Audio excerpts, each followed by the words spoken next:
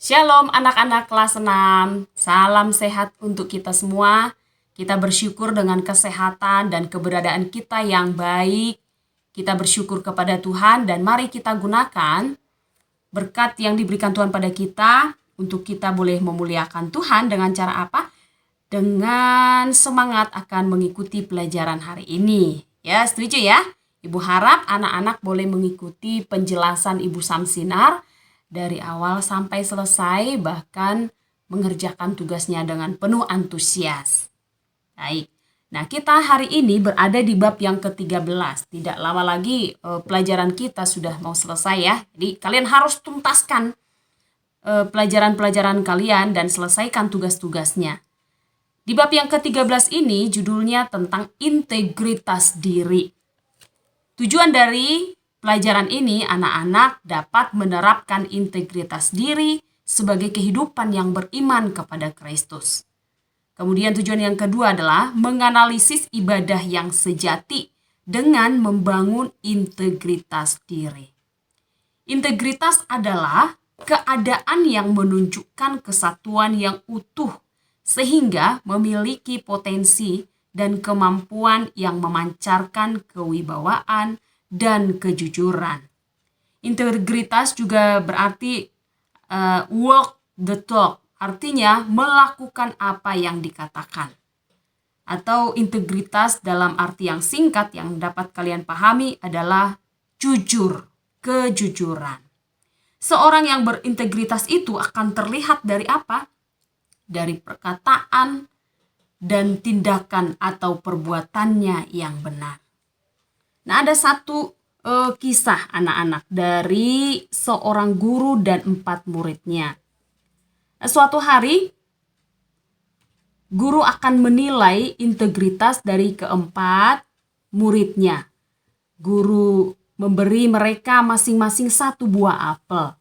Pesan guru kepada murid-murid itu, mereka boleh memakan apel itu bila tidak ada orang yang memperhatikan mereka. Lalu murid yang pertama melakukan ini. Dia bersembunyi di balik pohon. Diam-diam ia makan buah apelnya ketika dilihatnya tidak ada orang. Murid kedua masuk ke kamar mandi dan mengunci pintunya. Ia makan apelnya di sana. Pasti tidak ada orang yang melihatnya, demikian pikirnya. Kemudian murid yang ketiga, dia masuk ke kamar tidurnya, mengunci pintu, bersembunyi di bawah kolong, dan bahkan memejamkan matanya agar ia yakin bahwa tidak ada orang yang melihatnya. Murid keempat tidak memakan apelnya. Karena apa? Karena ia tahu Tuhan melihatnya. Lalu sang guru pun memanggil keempat murid-muridnya dan menanyai mereka satu persatu. Mereka berkata dengan jujur bagaimana mereka memakan buah apel itu. Giliran murid yang keempat, ia mengatakan bahwa ia tidak memakan apelnya karena Tuhan terus mengawasinya. Mendengar jawaban murid keempat itu, sang guru begitu senang. Murid keempat ini telah melaksanakan integritas dalam kehidupan sehari-hari. Nah, melalui dari kisah ini anak-anak, cerita dari guru dan keempat muridnya artinya bahwa kita semua yang kita lakukan dengan hati-hati dan rasa takut karena kita menyadari ada sepasang mata yang selalu melihat kita, yaitu Tuhan. Saat orang tua kita tidak tahu, saat teman dan guru kita tidak tahu, tetapi Tuhan melihat, Tuhan tahu apa yang kita lakukan. Sekalipun perbuatan yang kita lakukan itu tersembunyi dari orang-orang lain, tetapi Tuhan melihat dari apa yang kita lakukan. Itu sebabnya bertindaklah hati-hati, berlakulah hati-hati, karena apa? Tuhan mengawasi kita. Di hadapan Tuhan tidak ada yang tertutup, semua terbuka. Tuhan tahu apa yang kita lakukan. Nah, bagian yang pertama ini kita boleh melihat terbuka di hadapan Tuhan.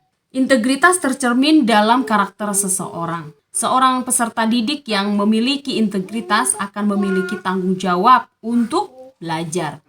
Dalam pergaulan di lingkungan rumah atau di sekolah pun, ia akan menjaga kerukunan dan memiliki hubungan yang baik dengan temannya. Di dalam kitab Matius 5 ayat 37 berkata, "Jika ya, hendaklah kamu katakan ya. Jika tidak, hendaklah kamu katakan tidak." Kita dapat mempraktekkan integritas dalam kehidupan sehari-hari jika kita menyadari bahwa apapun yang kita lakukan, kita yakin bahwa Tuhan melihatnya.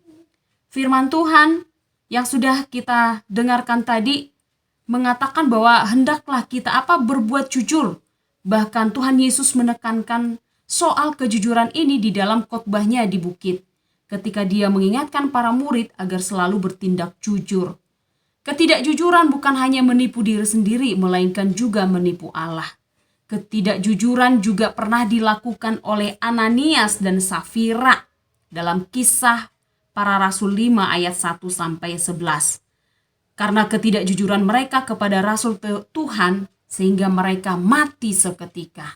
Nah, integritas yang sejati akan bermanfaat bagi diri sendiri maupun orang lain. Seperti diibaratkan lalang dan gandum. Lalang dan gandum ini adalah tumbuhan. Lalang dan gandum ini tumbuh bersama, bahkan kita sulit membedakan mana lalang dan mana gandum. Namun ketika panen tiba, gandum akan menghasilkan bulir-bulir yang berisi, dan itu akan bermanfaat bagi manusia. Sedangkan lalang hanya akan tumbuh tanpa buah dan tidak bermanfaat karena dia akan dibuang. Artinya anak-anak, walaupun anak-anak kelas 6 sama-sama belajar di SD Permata Bangsa, usianya tidak jauh beda satu dengan yang lain. Tetapi yang membedakannya satu saat adalah kesuksesan yang akan diperoleh nanti itu berbeda-beda. Kesuksesan yang diterima itu sesuai dengan integritas yang dimiliki oleh setiap anak-anak, oleh kalian. Jika integritasmu baik, belajar keras, takut akan Tuhan, setia beribadah, rajin berdoa, taat kepada orang tua dan guru, maka berkatmu akan melimpah. Amin. Jadilah anak yang berintegritas.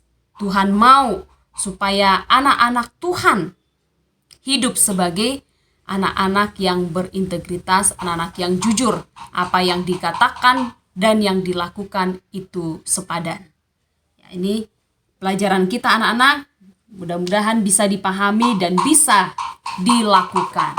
Pasti bisa dilakukan bersama dengan Tuhan. Nah, untuk tugasmu, anak-anak harus membaca Kisah Para Rasul 5 ayat 1-11. Itu adalah kisah tentang siapa? Ananias dan Safira. Lalu anak-anak akan menjawab pertanyaan ini. Apa yang dilakukan oleh Ananias dan Safira? Kalian akan bisa menjawabnya ketika membaca Kisah Para Rasul 5 ini ya 1-11. Lalu di pertanyaan yang kedua, mengapa mereka mengatakan hal yang tidak jujur? Lalu pertanyaan yang ketiga, pelajaran apa yang kamu dapatkan dari kisah Ananias dan Safira? Tolong anak-anak baca Kisah Para Rasul ini.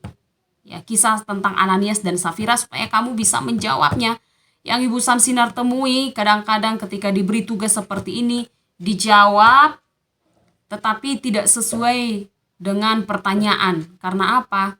Ayat firman Tuhannya nggak dibaca. Ya, jadilah anak yang berintegritas. Ya, baca lalu kamu kerjakan dengan benar. Oke, Tuhan Yesus memberkati anak-anak. Selamat mengerjakan.